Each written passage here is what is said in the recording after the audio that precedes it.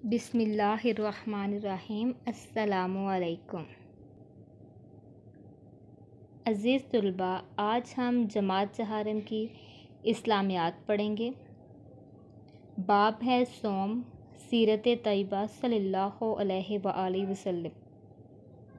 उन्वान number है 15, कुरैश की मुखालफत और हजूर सल्लल्लाहु अलैहि वसल्लम की साबित कदमी। सफ़ा नंबर है 34। बेटा, आज हम कुरैश की मुखालफत पढ़ेंगे।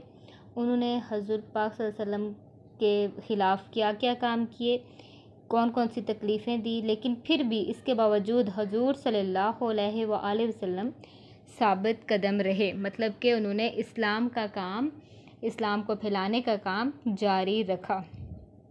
तो आइए मैं आपको इस सबक का आज तारुफ़ करवाती हूँ। जब नबी अकरम सल्लल्लाहु अलैहि वसल्लम ने इस्लाम की तबलीग की तो उन्होंने लोगों को अल्लाह ताला की इबादत करने का हुक्म दिया और बुतों की पूजा से मना फरमाया। इस बात पर जो काफिर थे वो आप सल्लल्लाहु अलैहि वसल्लम के सख्त खिलाफ हो गए और उन्होंने मुख्तलिफ़ तरीक़ों से आप सल्लल्लाहु अलैहि वसल्लम को ज़हनी और जिस्मानी तकलीफ़ देना शुरू कर दी। वो आपके साथ बदजुबानी करते, दीवाना, मजनू, जादूगर कहते, और जब आप सल्लल्लाहु अलैहि वसल्लम कुरान पाक की तिलावत करते तो वो शोर मचाना शुरू कर देते ताकि लोग ना सुन सकें। ठीक है। अहले मक्का ने बहुत ज़्यादा आप पर जुल्म तशद्दुद किया, तकलीफ़ दी। इसके बावजूद नबी अकरम सल्लल्लाहु अलैहि वसल्लम साबित कदम रहे और लोगों को इस्लाम की दावत देते रहे।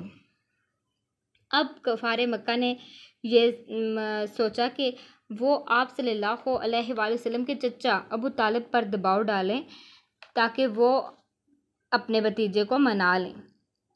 लेकिन आप सल्लल्लाहु अलैहि वसल्लम ने अपने मुहतरम चचा को साफ साफ अल्फाज में कह दिया कि अल्लाह की कसम, अगर ये लोग मेरे दाएं हाथ पर सूरज और बाएं हाथ पर चाँद भी लाकर रख दें तो फिर भी मैं अपना काम जारी रखूँगा। तो जब हज़रत अबू तालिब ने आप सल्लल्लाहु अलैहि वसल्लम का ये हौसला और मज़बूत इरादा देखा तो उन्होंने क्या कहा, यहाँ पे हम पढ़ेंगे कि हज़रत अबू तालिब ने आप सल्लल्लाहु अलैहि वसल्लम का हौसला और मज़बूत इरादा देखकर कहा, भतीजे अपना काम जारी रखो, मैं तुम्हारी हिफाजत करूँगा। ठीक है। उन्होंने तसल्ली दी और कहा कि आप अपना काम जारी रखें, मैं आपका साथ दूंगा, आपकी हिफाजत करूंगा। तो जब अहले मक्का जो कफ़ार थे उनका ये हरबा भी नाकाम रहा तो उन्होंने अपने सरदार अतबा बिन रबिया के ज़रिए आप सल्लल्लाहु अलैहि वसल्लम को पैगाम भेजा और तरह तरह का लालच दिया कि अगर आप दौलत चाहते हैं, किसी मुअज़्ज़ज़ घराने में शादी करना चाहते हैं या किसी भी तरीके से, उन्होंने कहा कि हम आपकी बात मानेंगे, लेकिन आप सल्लल्लाहु अलैहि वसल्लम हमारे बुतों की मुखालफत करना छोड़ दें। इसके जवाब में नबी अकरम सल्लल्लाहु अलैहि वसल्लम ने सूरतुल हम अल सजदा की आयत बतौर जवाब तिलावत फरमाई। ये सुनकर अतबा बिन रबिया वापस चला गया और अपने दोस्तों से कहा कि मोहम्मद सल्लल्लाहु अलैहि वसल्लम को उसके हाल पर छोड़ दो। ये जवाब सुनने के बाद कफ़ार कहने लगे कि अतबा पर मोहम्मद सल्लल्लाहु अलैहि वसल्लम का जादू चल गया है। बेटा, आज हम इस सबक की इतनी ही पढ़ाई करेंगे और अब इसके बाद हम अपनी मश्क की तरफ चलते हैं। कुछ हम मश्की सवालात हल कर लेते हैं। तो मश्की सवालात देखिए। सवाल नंबर 1 है, खाली जगह पूर करें। नंबर 1, नबी अकरम सल्लल्लाहु अलैहि वसल्लम ने लोगों को डैश की पूजा से मना फरमाया, बुतों की पूजा से मना फरमाया। नंबर 2, कफ़ारे मक्का आप सल्लल्लाहु अलैहि वसल्लम को दीवाना, मजनू और डैश कहते थे। क्या कहते थे? जादूगर कहते थे। नंबर 3, कफ़ारे मक्का ने अपने सरदार डैश के ज़रिए आप सल्लल्लाहु अलैहि वसल्लम को दावत इस्लाम से रोकने और लालच देने की कोशिश की। कौन गया था हज़रत पाक सल्लल्लाहु अलैहि वसल्लम के पास? उत्बा बिन रबिया। नंबर 4, उमैया बिन हल्फ डैश को गर्म रेत पर लटाता और सख्त तकलीफ़ देता। वो किसको लटाता था? हज़रत बिलाल रज़ी अल्लाह अन्हु को गर्म रेत पर लटाता था और तकलीफ़ देता था। नंबर 5, हज़रत उस्मान रज़ी अल्लाह अन्हु मक्का के मुअज़्ज़ज़ और डैश शख्स थे, मुअज़्ज़ज़ और अमीर शख्स थे। नंबर 6, हज़रत हबाब बिन उर्रत के जिस्म की चर्बी पिघलने से डैश बुझ जाते थे। क्या? जलते हुए कोयले। ठीक है, हज़रत हबाब बिन उर्रत जो थे उनको सज़ा दिया करते थे, ये लोग तकलीफ़ दिया करते थे, जलते हुए कोयलों पे लटाया करते थे, तो उनकी चर्बी के पिघलने से जलते हुए कोयले भी बुझ जाया करते थे। नंबर 7, अल्लाह ताला की राह में शहीद होने वाली पहली मुसलमान खातून डैश थी, हज़रत सुमैया थी। नंबर 8, हज़रत बिलाल रज़ी अल्लाह अन्हु इस्लाम के पहले डैश थे, कौन थे? मुअज़्ज़िन थे।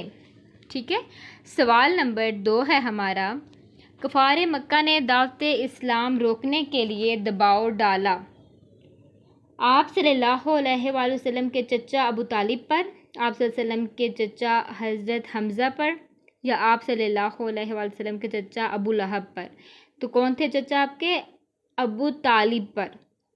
नंबर 2, नबी अकरम सल्लल्लाहु अलैहि वसल्लम ने उत्बा बिन रबिया के लालच देने पर आयत की तिलावत की, सूरह आल इमरान की, सूरह अल सजदा की, या सूरह हम अल सजदा?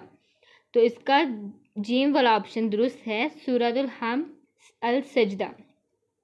नंबर 3, हज़रत बिलाल रज़ी अल्लाह अन्हु को उमैया बिन हल्फ से खरीद कर आज़ाद किया, हज़रत उमर फ़ारूक रज़ी अल्लाह अन्हु ने, हज़रत अबू बकर सदीक़ रज़ी अल्लाह अन्हु ने, या हज़रत उस्मान बिन अफ़ान रज़ी अल्लाह अन्हु ने? तो दुरुस्त जवाब इसका बे वाला है, ऑप्शन बे, हज़रत अबू बकर सदीक़ रज़ी अल्लाह अन्हु ने। नंबर 4, हज़रत उस्मान रज़ी अल्लाह अन्हु को खजूर की चटाई में लपेट कर धुआं देते थे, उनके मामू, उनके बाप, या उनके चचा? कौन देते थे? जी वाला ऑप्शन दुरुस्त है, उनके चचा। नंबर 5, हज़रत सुमैया रज़ी अल्लाह अन्हु को शहीद किया, अबू लहब ने, अबू जहल ने, या अबू जंदल ने? किसने शहीद किया था? अबू जहल ने।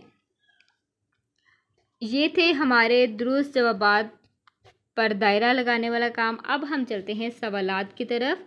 सवाल नंबर 1 है, कुरैश मक्का इस्लाम की मुखालफत क्यों करते थे? कुरैश मक्का इस्लाम की मुखालफत क्यों करते थे? जवाब देखें इसका, क्योंकि इस्लाम एक अल्लाह की इबादत करने का हुक्म देता और बुतों की पूजा से मना फरमाता था। सवाल नंबर 2 है हमारा, कुरैश मक्का ने नबी अकरम सल्लल्लाहु अलैहि वसल्लम को दावत हक से रोकने के लिए क्या क्या रुकावटें डालीं?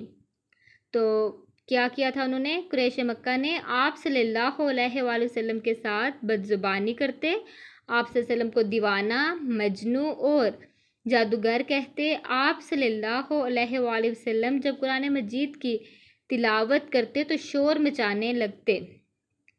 आप सल्लल्लाहु अलैहि वसल्लम के रास्ते में कांटे बिछाते, आप पर कूड़ा करकट फेंकते थे।